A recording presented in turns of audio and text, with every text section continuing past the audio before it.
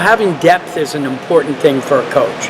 The more talented swimmers that we have motivates other swimmers in the pool, and the practices are amazing and fun to watch. They're talented, they're feisty, they're fiery, they've got no fear in their body. Have never actually swam or stepped in a pool for all we know. That didn't stop Tony Lisa from becoming one of the biggest names in the sport. A graduate of Glassboro State in 1975 and a soccer player, Tony would go on to dedicate over 35 years of his life to the school, the sport, and the people that he loved. We really didn't know what to expect because he didn't have a background in swimming. So we were all on pins and needles because we really didn't know what our future was.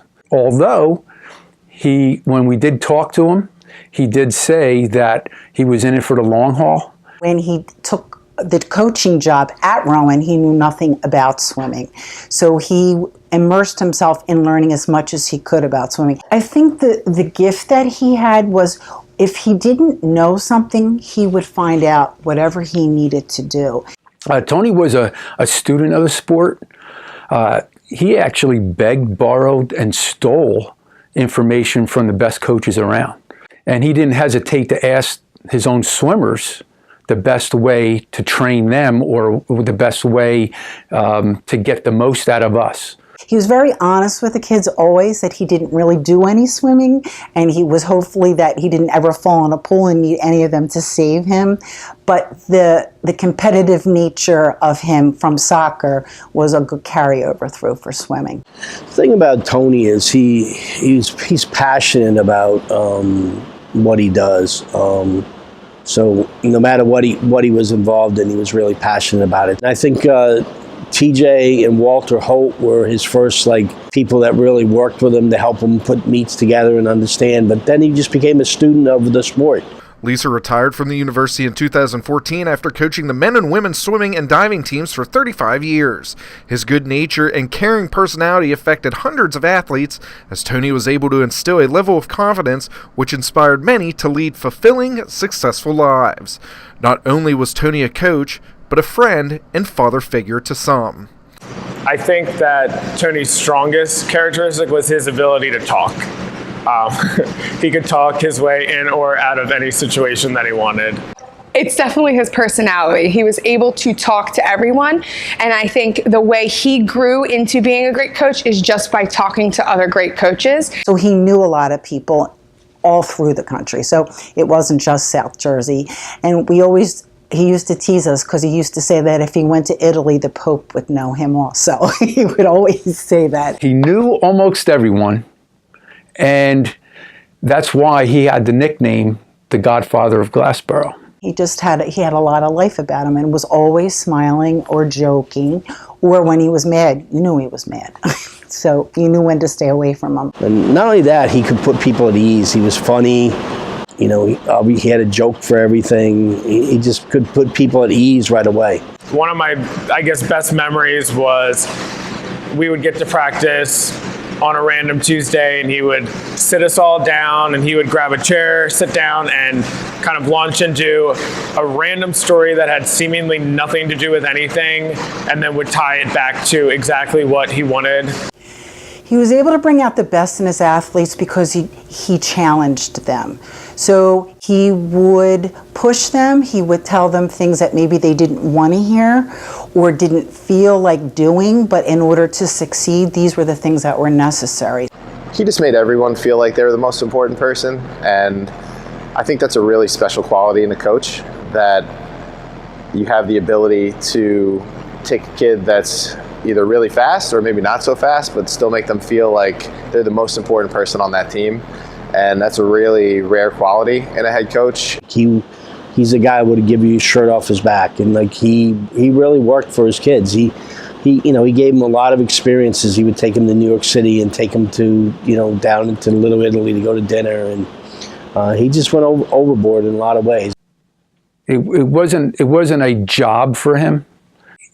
He wanted the best out of everybody, but he wanted to have a good time doing it, and wanted you to have a good time travel in that path as well. I love our talent on our team.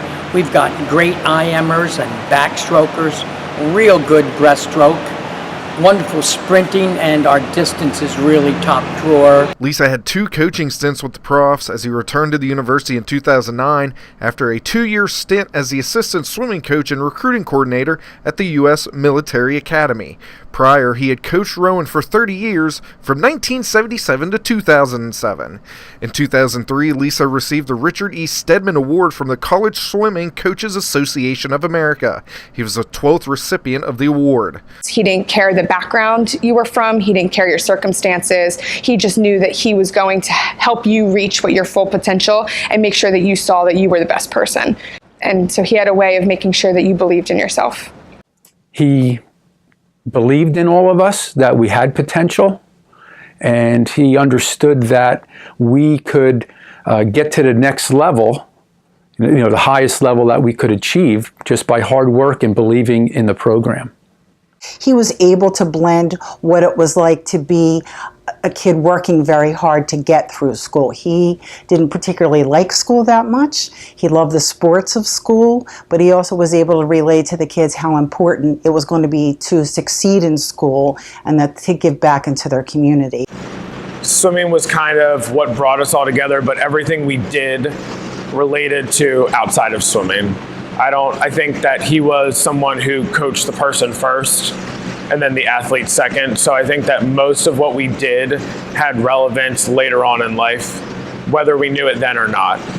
I think you have to make swimming fun. For me, I keep the mood pretty light. I don't sing and dance as much as he did on deck. He was a pretty big Outkast fan, which I always thought was hilarious. And he paid for front row seats to Christina Aguilera, which always made me laugh. So I don't go to those extremes, but I think it's really important just to let the girls know here that, at the end of the day, what you do after you graduate is more important than what you do when you're in the water as an athlete. The Rowan women's team captured 9 consecutive NJAC titles from 1991 to 1999, and Lisa was named the conference's Coach of the Year 4 times during that span. He was also selected the Women's Coach of the Year at the 1988 Metropolitan Championships. Lisa guided 3 athletes to NCAA Division III championships, while the women recorded 7th place finishes at the NCAA championships in 95 and 96, while the men were 9th in 1992 and 96. His teams were recognized annually on the academic All-America squads. He always found the best in everyone, even though it was hard at times to be able to do that, and we would disagree on things, but there was always a way to turn it around and to make it positive. Tony would not shy from a challenge, whether it was another athlete on deck, if they were challenging his coaching ability, whether it was the administration not allowing him to do something. He was always fighting for more funds and a better schedule and better transportation. So Tony was the coach of tough love. 1 minute he was hugging you, the next minute he was screaming at you, and then he was hugging you again. So it was definitely a roller coaster, and that is what made it so interesting to be coached by him. And he could be very mad at you, very angry, and you would know it. But then 10 minutes later, it was all over and you moved on to something new. When I swam for Tony, I think our relationship was at times tumultuous. And when I had the opportunity to coach with him, I got to see a different side of him that I hadn't understood. And now getting to sit in the seat that I sit in now, I look back and reflect, and a lot of the decisions and things that went on, I understand on a completely different level, and I think appreciate that much more. TCNJ is a well-coached team. They've got great talent there. But I like Rowan's team, and given my druthers, I'll take our team to train to see if we can beat them. Tony will always be remembered for lighting up a room with his charm and grace, and for looking out for others before himself. True, Tony didn't swim, but that didn't stop him from learning and becoming a top ambassador for the sport. Tony Lisa is the true essence of what it means to be a Rowan prof, and his legacy, teachings, and stories will be remembered and told for generations to come. I think they will think of him as one of a kind.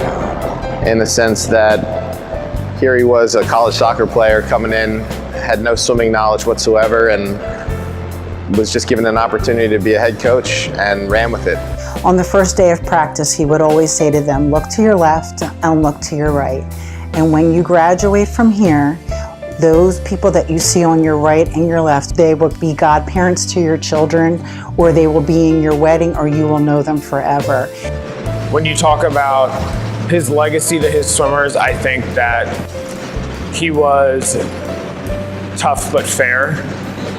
I think he demanded excellence out of all of us, and I think that's what he got. I think people will always remember Tony. You know, like he just had that. He had that personality. He had that drive. He had that way to connect to athletes. That was different, just different. He spoke about how it was to be a good citizen was way more important than being a fast swimmer. And he knew that being a good citizen and being a well-rounded person would allow a trickle effect into swimming, into academics, into relationships with one another, and into family life. You know, first time my dad met him, he called him, to me, not to Tony, but he was like, that guy's a prince. I was like, what are you talking about? He goes, that guy is one of a kind. You know, I know that he's watching down on not just me, but all the other lives that he's touched that are still involved in swimming or not involved in swimming. And I think he'd be pretty proud of his legacy.